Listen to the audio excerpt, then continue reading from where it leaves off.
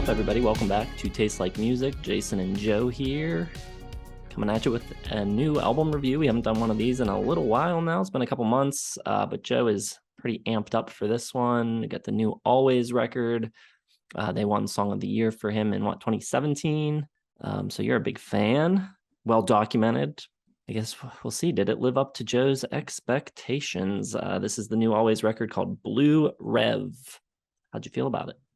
Well, I've dealt with a lot of disappointment in my life when it comes to music, bands, betrayal, especially in the 2000s, 2010s, 2020s. It seems like every time I really like a band, they deliver, maybe not a dud, but something that obviously shows that they're not on top of their game anymore.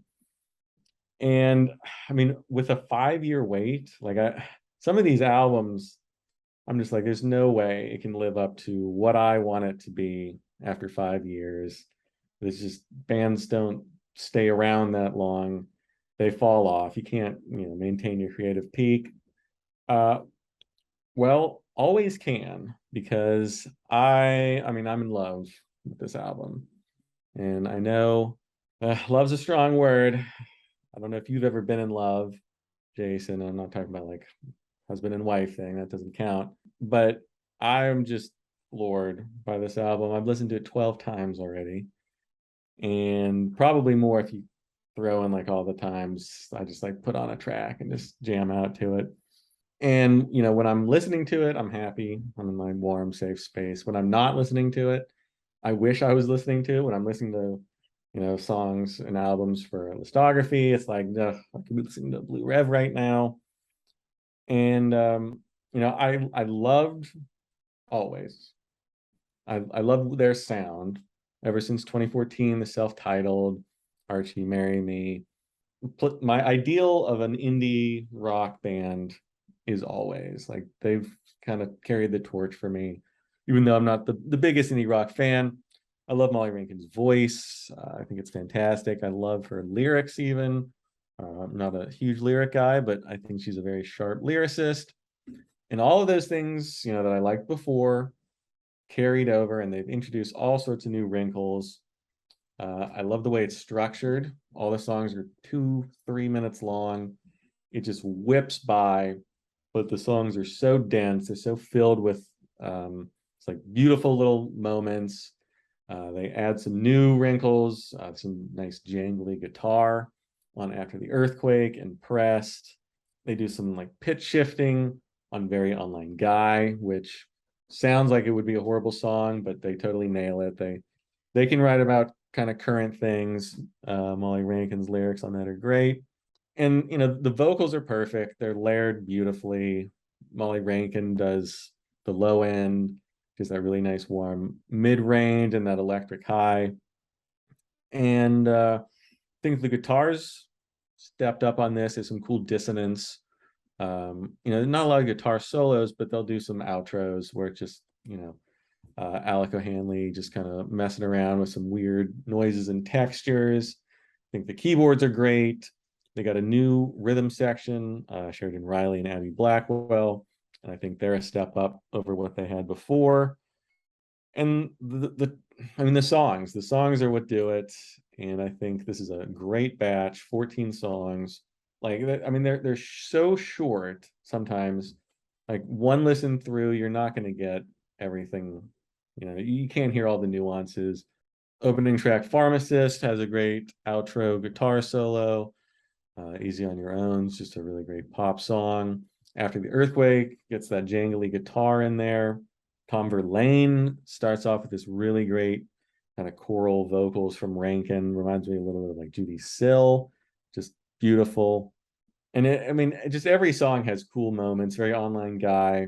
Molly Rankin does this great run up into the bridge, and the whole bottom end drops out, and it's just her, and it's just like angelic. It's phenomenal. Belinda Says, names checks, Heaven is a Place on Earth. It reminds me of old Alvvays records, but it also has new elements and new things, cool things I haven't heard before, a different structure for them. But The songwriting's fantastic on pretty much everything. I wouldn't change much, if anything, about this album.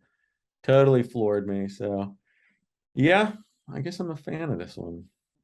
All right. Well, I'm not quite as high on it as you. I like it. I like Always. I've liked all of their records. I think Molly Rankin is a good songwriter, a very good songwriter. I think she writes clever lyrics, like you said, and I think she's a great melodist or melody writer. She always takes the melody somewhere a little unexpected and somewhere different that you don't expect it to go, but she doesn't sacrifice the catchiness by doing that. It's like still as catchy as it would be if she did the obvious thing. But so I think she's really a good writer in that way. I think it comes up a little short for me in terms of the sonic sound of it, though. To me, it's like you called it dense, and I think it's maybe a little too dense. It's a lot of loud guitars coming at you, and it's all really loud, and it's kind of compressed, and it's just kind of like this block of sound coming at you. And they do occasionally have like these arrangement moments to kind of break that up, where, like you said, the bottom will drop out and it'll just be her, or like it'll just be like a synth pad.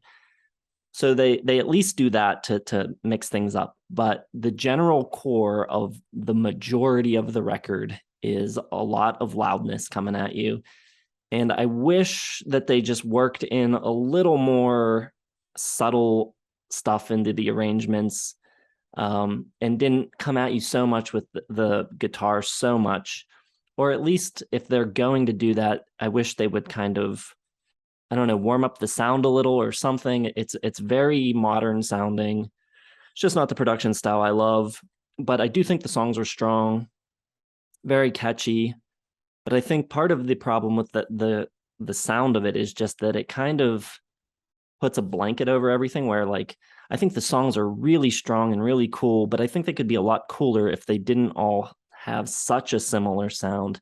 To me, it blurs together a little, to the point where like the songs don't stick with me as much after the fact. I find it really catchy and enjoyable when it's on, and then stepping away from it, mostly can't remember stuff.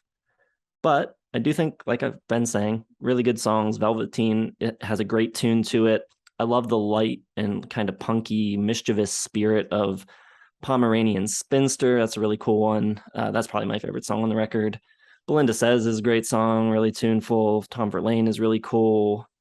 But again, like most of those songs, except for Tom Verlaine, almost feel like the same song in my mind. So I like it. I'm going 3.5 stars on it. It's a good record, but I am not feeling the greatness that Joe is.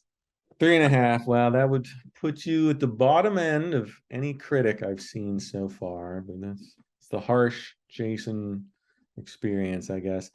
I mean, I guess I get what you're saying. They're working with a new producer, Shawn Everett, who's done a bunch of stuff like War on Drugs, Alabama Shakes, Casey Musgraves, Killers, Julian Casablancas.